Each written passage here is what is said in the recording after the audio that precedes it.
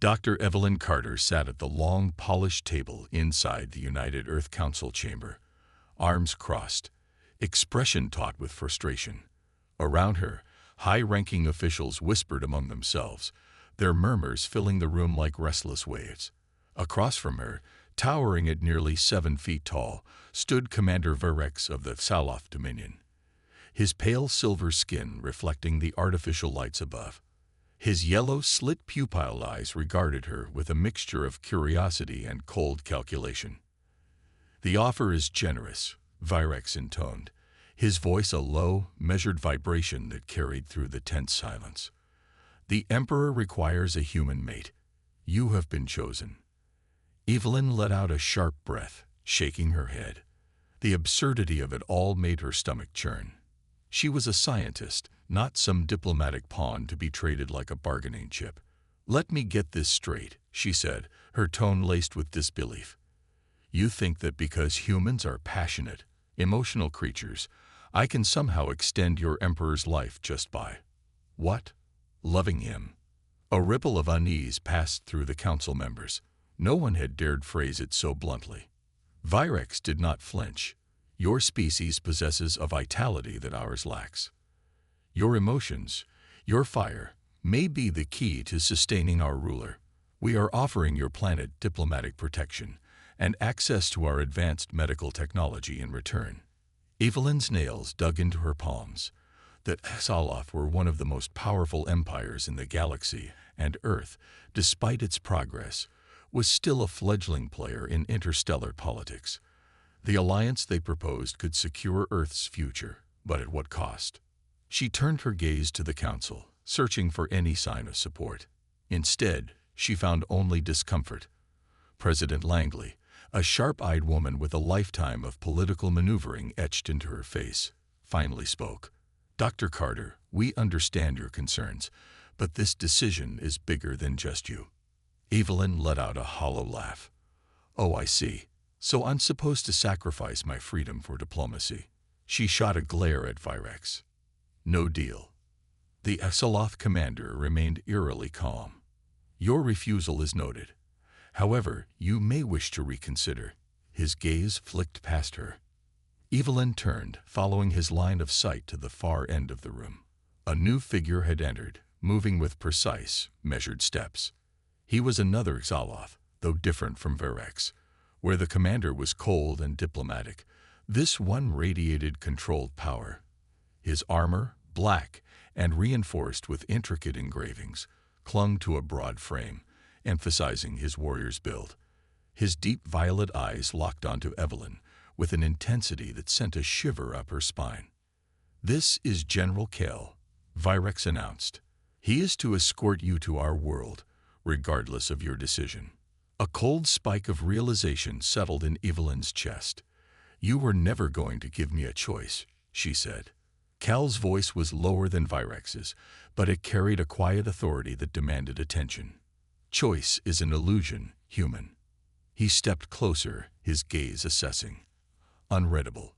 Resistance will only make this harder." Evelyn's pulse pounded. "Go to hell." Before anyone could react, she lunged for the nearest exit, her instincts screaming at her to run. But she barely made it 2 steps before a vice-like grip clamped around her wrist. She twisted, kicking out, but Cale caught her easily, barely moving as she struggled against him. His strength was terrifying, effortless. "You fight," he murmured, almost to himself. Evelyn gritted her teeth, rage bubbling inside her. "Damn right I do." The council chamber erupted into chaos, voices raised in protest or resignation. Someone shouted about diplomacy, someone else pleaded for restraint, but it was all a blur. Cale lifted his other hand, tapping the communicator embedded in his gauntlet. A low hum filled the air. Before Evelyn could process what was happening, light surrounded them. The sensation of gravity twisted beneath her feet. A gut-wrenching pull yanked her upward, and then darkness. Her body slammed onto a cold metal floor. Disoriented, she gasped, pushing herself up, her head spinning. The room was dimly lit, the walls a smooth metallic blue. She was no longer on Earth. Kale stood above her, arms folded, his expression as unreadable as before. "Welcome to the HFY ship," he said. "Your journey has begun." Evelyn's hands clenched into fists. Her heart pounded with fury and something else, something unsettling. She was trapped, taken against her will. And yet, as she stared up at the imposing warrior before her, she realized something even more disturbing. For the first time in her life, she had met a force she couldn't easily defy. Evelyn sat on the cold metal floor, her breaths coming fast and uneven. The reality of her situation settled over her like a crushing weight. She had been taken, not convinced, not persuaded, taken, every fiber of her being screamed in protest, but the smooth, sterile walls around her left no room for argument. She was no longer on Earth.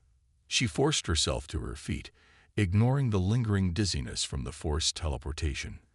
The room was small, windowless, and clinically devoid of personality. A single door stood across from her, seamlessly blended into the metallic walls.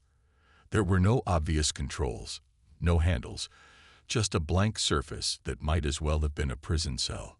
A low hum vibrated through the ship, a near imperceptible reminder that they were already moving. Evelyn closed her eyes and took a slow breath. Think, don't panic.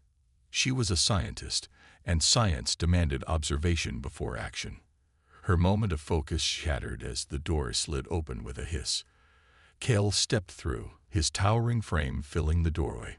His presence sent a fresh wave of frustration and unease through her, but she refused to let him see it. "You should eat," he said simply, his voice as even and controlled as before. Evelyn crossed her arms. "I should be back on Earth." Kale remained silent, studying her with an expression that gave away nothing. Then, without another word, he turned and gestured for her to follow. She didn't move. Not happening. His eyes narrowed slightly, but there was no anger in them. Just patience. "You cannot stay here forever. Watch me." A muscle in his jaw tightened, but he didn't argue. Instead, he turned and walked away, leaving the door open. Evelyn hesitated. It was a test. She knew it. If she followed, she was giving him control. If she stayed, she was giving him exactly what he wanted: passivity. The thought made her bristle. Grinding her teeth, she stepped forward, moving through the open doorway and into the hallway beyond. The ship's corridors were sleek and sterile, lined with smooth walls that pulsed faintly with soft blue light. The air was crisp, slightly thinner than Earth's but breathable. Kale walked ahead of her, his posture rigid with disciplined grace. He didn't glance back to check if she was following. They passed through several intersections, and Evelyn quickly noticed there were no windows, no way to orient herself. If she tried to escape, she wouldn't even know which direction to go. The ship was designed to keep her disoriented.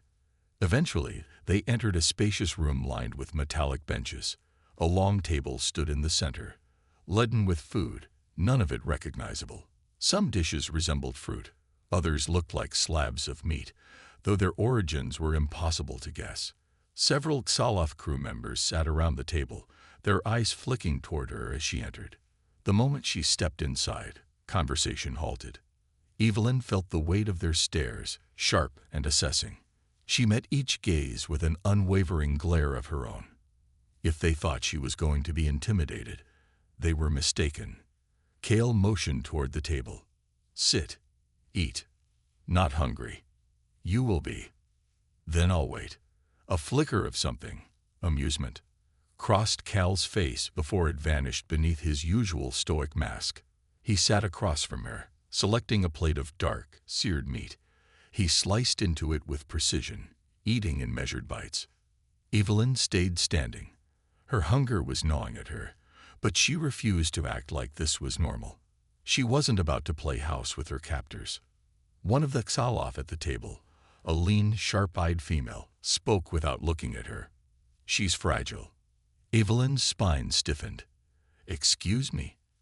The alien finally turned her head, violet eyes flickering with mild interest. "You're kind. You need food frequently, do you not?" You tire easily. Your skin bruises with the slightest force. And yet, your species thrives. Evelyn's lips curled in a humorless smile. Must be infuriating for you. The female Kaloth blinked, tilting her head slightly. Kale, however, gave a barely perceptible smirk before returning to his meal. Evelyn shifted her stance, suddenly aware of how much taller they all were. Everything about the Exoloth seemed designed for efficiency. Stronger, faster, more disciplined. And yet, they needed her. The irony was almost laughable. Why me? She asked suddenly, directing the question at Kel. If your emperor is dying, why not find one of your own to save him? Hale set his utensils down, his gaze steady. Because no Xaloth can give him what he needs. And you think I can? He nodded. You feel things deeply. It is unnatural to us. Evelyn scoffed. Unnatural. What emotions? A pause. Then Kale said, yes. She studied him, searching for any hint of deception. He wasn't lying. At least, not entirely. The Taloth had emotions. They had to. She had seen the way they reacted. The flickers of tension, the sharp glances. But they controlled it, suppressed it. A sudden, unsettling thought warmed its way into her mind. What about you? She asked quietly. Cal's eyes locked onto hers, unreadable. What about me? Do you feel anything? Silence stretched between them. The other Xaloth at the table shifted slightly, exchanging unreadable glances. Kale, however, didn't look away. Finally, he stood. Your quarters are this way. Evelyn exhaled slowly. He was avoiding the question. That, in itself, was an answer. She followed him through the corridors once more, her mind racing. The Exoloth saw emotions as something foreign, something humans could control, but they could not. If their emperor was dying because of it, then what did that say about Kal? They stopped outside a door. It slid open, revealing a room slightly larger than the one she woke up in. A bed, a small console, nothing more. Kale turned to face her. For the first time since they met, something about his expression seemed less composed. You do not understand us, he said, voice quieter now. But you will. Evelyn lifted her chin. I wouldn't count on it. A flicker of something passed through his gaze, something she couldn't quite name. Then, without another word, he stepped back, and the door slid shut between them. Evelyn exhaled sharply, pressing her hands against the cool metal wall. She should have been terrified. She should have been panicking. But all she could feel was a strange, growing curiosity. The Exoloth needed her. But the more she watched Kale, the more she wondered, was she truly here for the Emperor? Or was something else at play? The silence of her quarters pressed in on Evelyn like a living thing. The only sound was the faint hum of the ship's systems, a rhythmic pulse that reminded her she was hurtling through space, far from Earth, far from any real choice in the matter. She sat on the bed, her mind racing. The Kaloth had taken her, not for her scientific knowledge, not for her skills, but for something deeper, something human. Emotion, connection, passion. She exhaled sharply. It didn't make sense. The Kaloth were an advanced species. They had conquered worlds, built technologies beyond human understanding. And yet they needed her because of feelings. A sharp chime interrupted her thoughts. The door slid open, and Kel stepped inside without hesitation. Evelyn scowled. Ever heard of knocking? Kel ignored her remark. He stood with his usual rigid posture, his dark uniform perfectly pressed. He studied her for a moment before speaking. Come with me. Evelyn remained seated, arms crossed. Where? To the Emperor. The air in the room shifted, just like that. The game had changed. Evelyn's heartbeat quickened. Why now? Kel's jaw tensed slightly, as if he wasn't used to being questioned. He grows weaker. The words hung between them. Evelyn knew she didn't have a choice in this. She could fight, argue, refuse, but it wouldn't change anything. And if she was their last hope, if this emperor's survival somehow depended on her, then she needed to see why. She stood slowly. Fine. Kale led her through the ship's corridors, the glow of the walls casting eerie shadows as they walked. The Saloth they passed barely acknowledged her, their gazes sharp and unreadable. They weren't hostile, but they weren't exactly welcoming either. The door at the end of the corridor was different from the others, larger, guarded by two warriors clad in heavy, dark armor.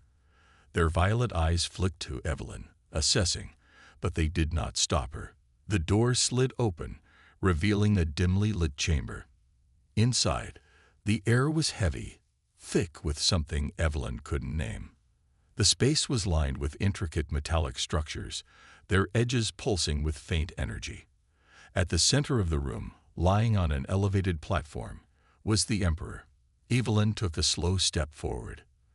The sight before her was unexpected. The Emperor was frail. His dark skin, once smooth and polished like obsidian, was dull and cracked, as if something vital was slipping away from him. His breathing was shallow, his massive form weak despite the power that still lingered beneath the surface. Kale stepped beside her. He has ruled for over a century. His strength is unmatched. But now, Evelyn swallowed. What's happening to him? A figure moved from the shadows. A Saloth female, her uniform marked with intricate silver patterns. She studied Evelyn with sharp eyes before answering. He is suffering from decay of the mind. Evelyn frowned. That's not a medical term. The female, likely a physician, remained impassive. It is not a disease in the way you understand. His body is strong, but his mind is unraveling.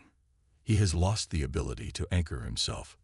Evelyn stared at the Emperor's still form. Anchor himself to what? The physician's gaze did not waver. To the will to live.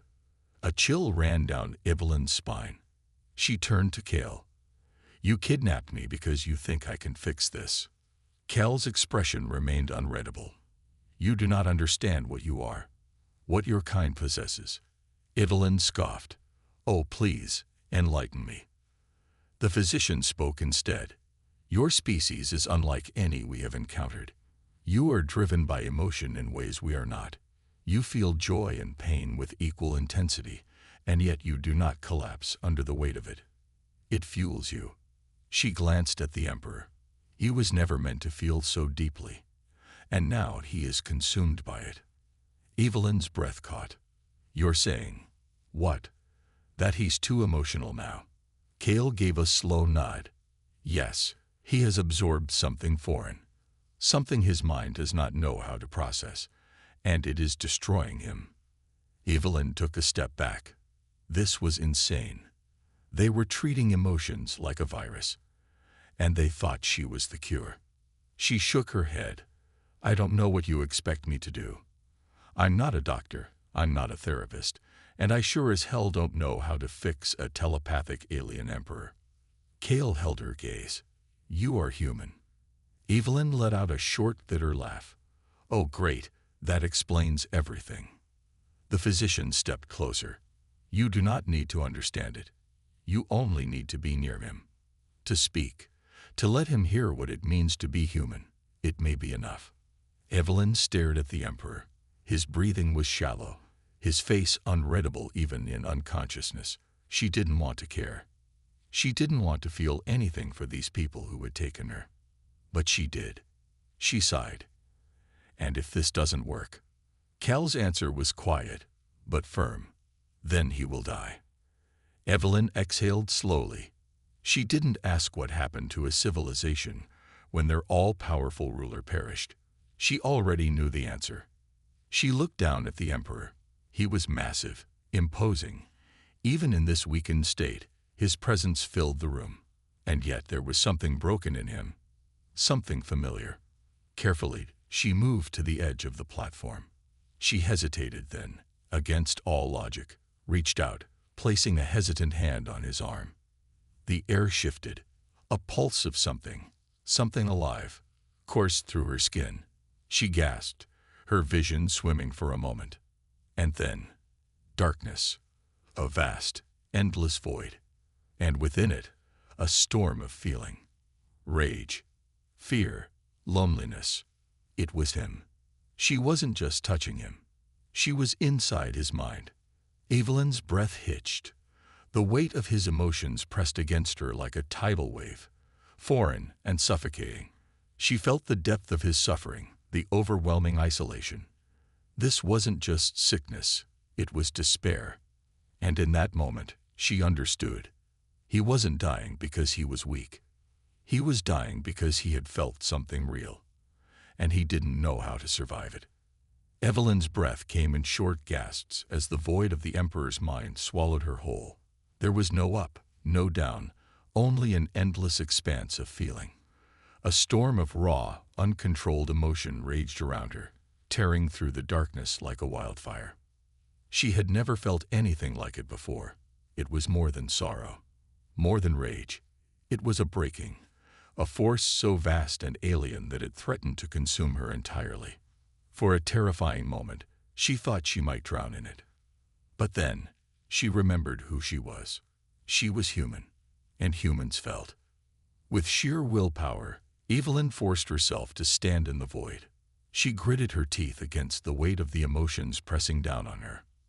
"Emperor," she called, her voice echoing in the endless dark. The storm did not answer. The void remained relentless. Evelyn took a step forward, though there was no ground beneath her, only the infinite abyss. "I know you can hear me," she shouted. "You're in there somewhere. I know you are." A flicker, a distant pulse in the dark. Encouraged, she pressed on. "You don't get to do this. You don't get to just let go because you don't understand what you're feeling. You're stronger than that." The storm around her twisted violently, but this time it was not trying to crush her. It was listening. Evelyn took another breath. "I don't know what happened to you. I don't know why you're feeling this way. But I do know what it's like to be lost in your own head." Her voice softened. "I know what it's like to be drowning in emotions you don't understand, to feel like they'll tear you apart." Another flicker, this time closer. She swallowed hard, steadying herself. "But that's what it means to be alive." The void trembled. "You think you're breaking," she continued. "That's not what this is. This is feeling. And yes, it's overwhelming. Yes, it's terrifying. But that doesn't mean it's wrong." A shape began to form in the distance. A shadow, vast and imposing, struggling against the storm. Evelyn's heart pounded. "You've spent centuries ruling, commanding, controlling. But you've never felt, have you?" The shape took form, tall, regal, and shrouded in darkness. The Emperor. He stood before her, his massive form shaking as if he were fighting against his very existence. His obsidian skin, usually polished and smooth, was cracked, pulsing with dim energy. His violet eyes burned like distant stars, lost in an ocean of torment. His voice was not a sound, but a force reverberating through the void itself. It was deep, ancient, and uncertain. "I cannot contain it." Evelyn met his gaze, stepping closer. "You don't have to." He flinched, his form distorting like smoke. "It will consume me." She shook her head. "No, it will change you, and you're afraid of that, aren't you?"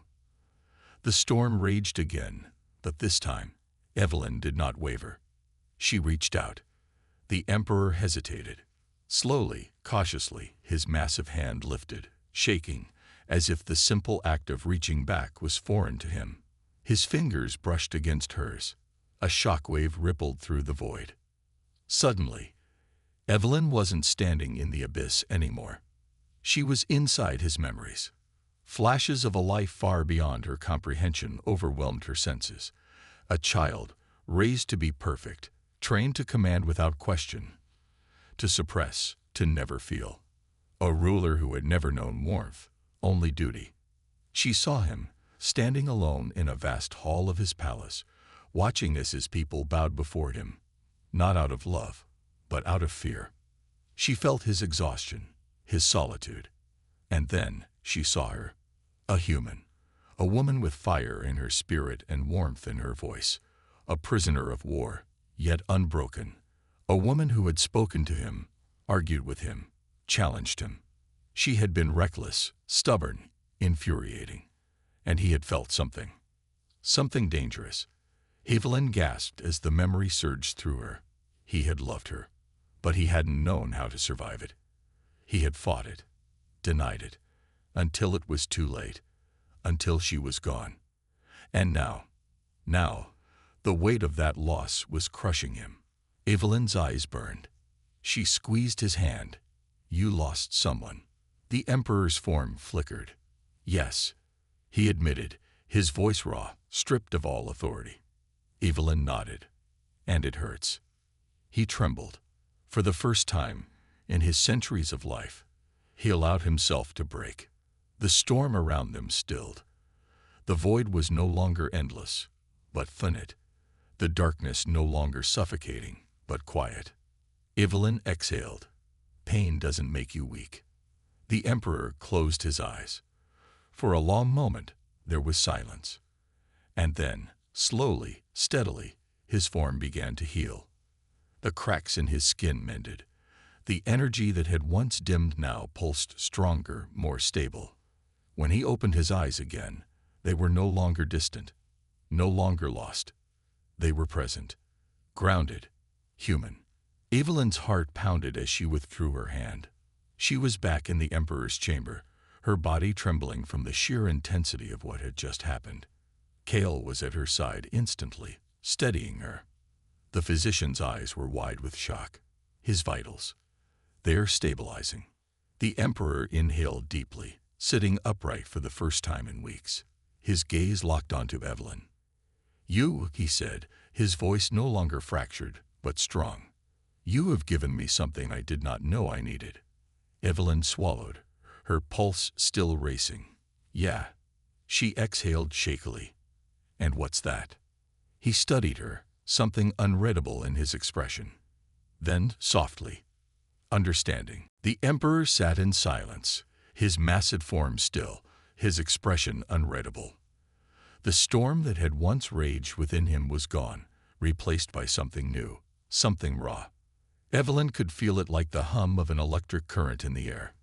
He had changed, not just in the physical sense, not just in the way his body had stabilized, but in something far deeper. He had felt, and he had survived it. Cale, still hovering beside her, barely dared to breathe. The physician's face was a mixture of awe and disbelief. His vitals are stable, Cale whispered, his voice barely above a breath. More than stable. They're stronger than before. The Emperor's violet eyes remained locked onto Evelyn. His gaze was piercing, not with the cold detachment she had once seen, but with an intensity that felt human. You saved me, he said at last, his voice a deep rumble that sent a shiver down Evelyn's spine. She let out a breath she hadn't realized she was holding. You saved yourself. His jaw tightened, and for a moment, he seemed to wrestle with something unspoken. Then, slowly, he stood. The movement was graceful, powerful. He was no longer the broken ruler confined to his chamber, drowning in emotions he did not understand. He was whole again. No, he was more than he had been before. The moment hung heavy between them. Then the Emperor turned to Cale. Leave us. Cale hesitated only a moment before bowing deeply. As you command, Your Majesty, with one last glance at Evelyn, one filled with something akin to admiration. He exited the chamber, the doors sealing behind him with a soft hiss. Evelyn suddenly felt very, very alone. The Emperor stepped closer, his towering form casting a long shadow across the room. But there was no menace in his movements, no cold calculation. Instead, there was something almost hesitant about the way he approached, as if he were unsure of this new world he had stepped into. You were not afraid, he murmured, studying her, even when the storm threatened to consume you. She swallowed hard. I was afraid, she admitted, but fear doesn't mean you run. It means you face it. He tilted his head slightly, as if considering her words. That is what it means to be human, isn't it? Evelyn let out a soft, wry chuckle, one of many things. For a long moment, he simply looked at her, and then, to her utter surprise, he reached out, not in command, not in dominance, but in quiet curiosity. His fingers brushed against her wrist, his touch feather-light, almost unsure. Evelyn's breath caught. His skin was warm, pulsing with a steady energy, no longer the unstable, flickering presence it had been before. He was alive in a way he had never been. And he was touching her like she was the reason for it. "I have lived for centuries," he said softly, "and yet I have never truly lived." Her heart pounded. "Then maybe it's time you started." Something shifted in his expression. A quiet realization, a choice made in silence. And then, before she could react, he lifted her hand, slowly, deliberately, to his lips. The warmth of his breath sent a shiver through her, his touch reverent, almost worshipful. "I do not understand all that I feel," he confessed. "But I know this. I do not wish for you to leave." Evelyn's chest tightened. She had expected gratitude, respect, even admiration. But this was something far more dangerous, more intoxicating. She hesitated, her voice betraying her. "I wasn't planning on leaving." A flicker of something deep and unreadable, crossed his eyes. Good.